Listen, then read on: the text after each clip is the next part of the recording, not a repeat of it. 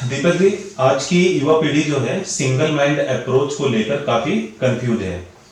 तो आप मुझे सिंगल माइंड अप्रोच को लेकर युवा पीढ़ी जो है उस सिंगल माइंड अप्रोच के सहारे सिंगल माइंड अप्रोच के साथ क्या वो अपने लक्ष्य को प्राप्त कर सकती है?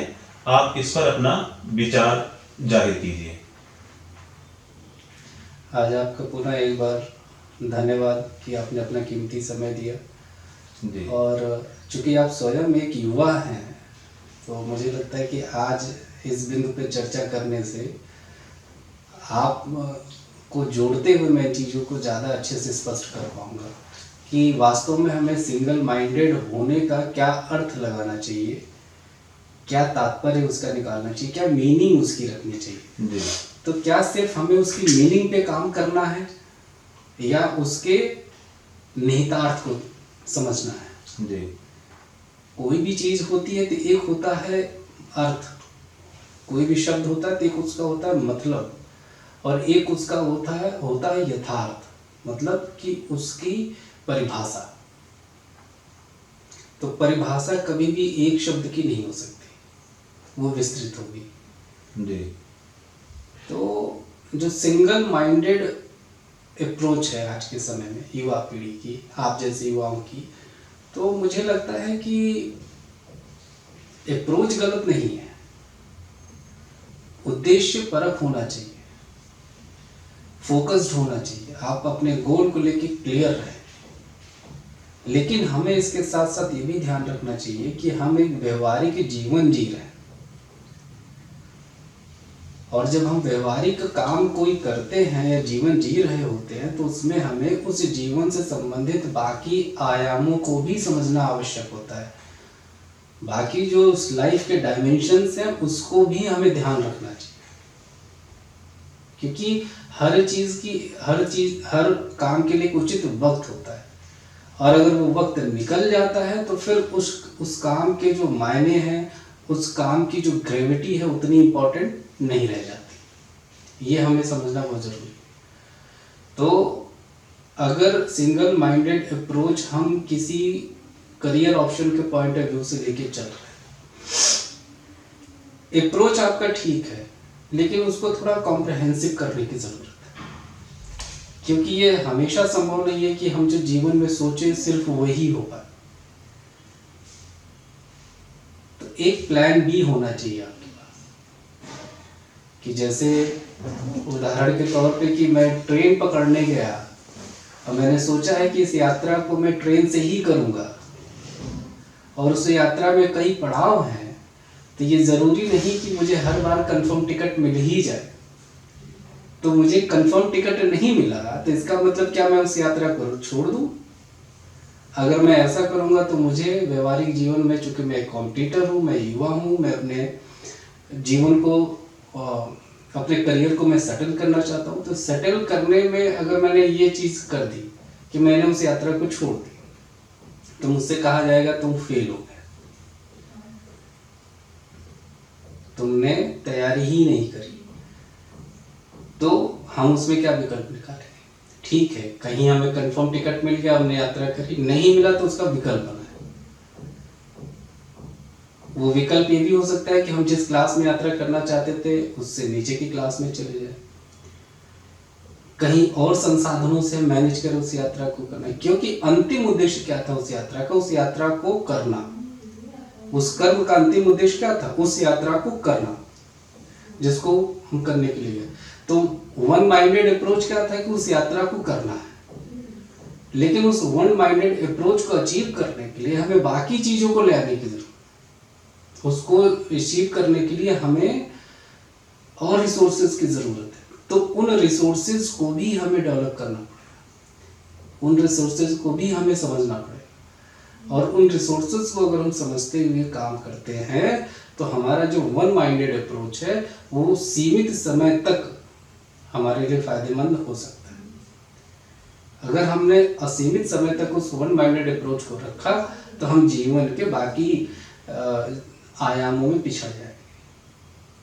जो जीवन के बाकी कर्म हैं, हम उन कर्मों में पीछे हो जाएंगे। और जब बाकी कर्मों का समय निकल जाएगा और कई कर्मों का समय निकल जाएगा जिनको हमें उचित समय पे कर लेना चाहिए था या वो हो जाने चाहिए थे, मैंने प्रयास किया नहीं हुआ, तो उसके बाद क्या होगा, एक दूसरी जिम्मेदारी खड़ी होगी समय के बाद, फिर कुछ समय बाद एक तीसरी जिम्मेदारी खड़ी होगी। तो ये जिम्मेदारियां आपस में क्लैश करने लगेंगी, बढ़ती जाएंगी, क्लैशिंग इनकी शुरू हो अच्छा जाएगी। क्लैशिंग शुरू हो जाएगी। तो जब ये क्लैशिंग शुरू होगी तो आज की युवा पीढ़ी इसको कहती है कि हम डिप्रेशन में जा रहे हैं। जी। तो आप जा रहे हैं ये तो आपको एहसास हो गया, लेकिन वो डिप्रेशन पैदा कहाँ से हुआ वो आप नहीं समझ पा रहे। जी। और समाज में इलाज आपको डिप्रेशन का मिल रहा है, लेकिन डिप्रेशन जहां से पैदा हो रहा है उसकी चर्चा नहीं होती है। तो मुद्दा ये है कि वो डिप्रेशन ही ना पैदा हो, हम उस डिप्रेशन की स्थिति में ही ना जाए, हम अपने आप को इतना खुला रखें। जब प्रकृति ने आपको एक इंद्रिया तो दी नहीं है, जब उसने खुद इतने संसाधन दिए हैं कि आप अपने जीवन में विविधता रखें, उस जीवन में आप मतलब ढेर सारी चीजों को ले आए और आप उसको जबरदस्ती सैचुरेट करना चाह रहे हैं, तो एक सीमा तक कंप्रेस करने के बाद कोई चीज क्या होगी, अपने मूल स्वभाव में नहीं रहेगी। जी। और आप मूल स्वभाव में नहीं रहेंगे। जब आप मूल स्वभाव में नहीं रहेंगे तो इसका मतलब कि समाज को लगेगा कि अब आप डिस्टर्ब कर रहे हो, और आपको लगेगा अरे मैंने तो फोकस्ड होके काम किया था, वन माइंडेड अप्रोच से काम किया था, मैंने कहाँ डिस्टर्ब किया। तो एक अघोषित संघर्ष जिसकी हम दोनों में से कोई दोषी नहीं है, लेकिन वो एक वहां पे तकरार शुरू हो जाएगी, और वो तकरार क्या करेगी, जीवन में उथल पुथल पैदा करेगी, डिस्टरबेंस क्रिएट करेगी, न्यूसेंस क्रिएट करेगी, और वो मुझे भी तकलीफ देगा और हमसे जुड़े लोगों को भी देगा। तो वन माइंडेड अप्रोच किसी कर्म के लिए हो सकता है, जीवन के लिए नहीं होना चाहिए। आप किसी विशेष कर्म के लिए रखिए और उसके बाद मत करिए। मान लीजिए उदाहरण के तौर पे आपने वन माइंडेड अप्रोच बनाया कि साहब आज मैं जो है मटर पनीर ही खाऊंगा, ठीक। आप क्या करेंगे, आप जाएंगे दुकान से एक मटर खरीदेंगे, पनीर खरीदेंगे, ले आएंगे, संबंधित मसाले ले आएंगे, उनको बना के तैयारी करना शुरू करेंगे। अब आपको भरोसा था कि मैं जो पनीर लाया हूँ वो अच्छा था, लेकिन जब आपने बना लिया तो पता चला सब पनीर ही खराब निकला। अब आपके पास क्या विकल्प बचा, या तो आप भूखे सो जाए, या तो उसी पनीर को खा लें, या तो दोबारा पूरे उत्साह के साथ फिर खड़े हो और उस पनीर को छोड़ के कुछ और जो आपके पास प्लान बी का ऑप्शन था, या अगर पनीर खराब हो गई तो क्या खाओगे, आप उसको खाएं, उसका आनंद लें और बढ़िया सोएं। लेकिन अब रिजिड हमेशा हम पनीर ही खा के सोएंगे तो पनीर तो खराब हो गई, अब क्या करोगे। तो ये समझना पड़ेगा, और युवा पीढ़ी बहुत आसानी से इस चीज को समझ सकती है। युवा पीढ़ी के अंदर एक कमी मुझे जो नजर आई वो ये है कि जितनी नई जनरेशन आ रही है, जितने अभी 10 साल के ऊपर के बच्चे हैं, उनके अंदर पेशेंस नहीं है, धैर्य नहीं है। जबकि हम लोगों की जिम्मेदारी है, समाज में जो उनसे बड़े हैं, मान लीजिए कोई 10 साल का बच्चा है तो 20 साल के बच्चे की जिम्मेदारी है कि उसको मैच्योर करने में अपना रोल प्ले करे। 20 साल वाले को 30 साल वाले की जिम्मेदारी है कि वो उसको मैच्योर करने में अपना योगदान दे, उसको परिपक्व बनाने में अपना योगदान दे। क्यों? क्योंकि और बहुत छोटे उदाहरणों से हम समझ सकते हैं कि हम जो गेहूं खा रहे हैं, जो अनाज खा रहे हैं, एक दिन में तो नहीं पैदा होता। 6 महीने जब वो फसल बीज से लगाई जाती है, उसके बाद वो 6 महीने का टाइम लेता है खाने योग्य होने में। तो हमें भी ये पेशेंस रखना चाहिए कि हम भी जो कर्म कर रहे हैं उसका परिणाम कहाँ तक आएगा, और उस समय तक हमें धैर्य रखने की आवश्यकता है। अगर हमने उस धैर्य को नहीं रखा तो वो फसल खराब हो जाएगी, और फसल खराब हो जाएगी तो फिर आपको नुकसान उठाना पड़ेगा। तो हम जो भाग दौड़ में चल रहे हैं और जो अप्रोच को हमने जो भी अप्रोच बनाया है उसको हम रिजिट कर रहे हैं। सिंगल माइंडेड मतलब होना कि रिजिट कर ले, तो पहले तो इस शब्द को ही इस्तेमाल नहीं करना चाहिए। आप अपने लक्ष्य को तय करिए, उस लक्ष्य को पाने के लिए आप संभावित सभी प्रयासों को करिए। अपने आप को सैचुरेट मत करिए, सैचुरेशन से बाहर निकलिए, विस्तृत करिए अपने आप को, संकुचित मत करिए। जब आप उससे बाहर निकल के उस काम को करेंगे तो सिंगल माइंडेड अप्रोच की अपेक्षा आप ज्यादा अच्छे से उसको कर पाएंगे। तो ये चीज मुझे लगता है कि लोगों को, आज की युवा पीढ़ी को खास तौर से समझना चाहिए। और कुछ आप जो जानना चाहें?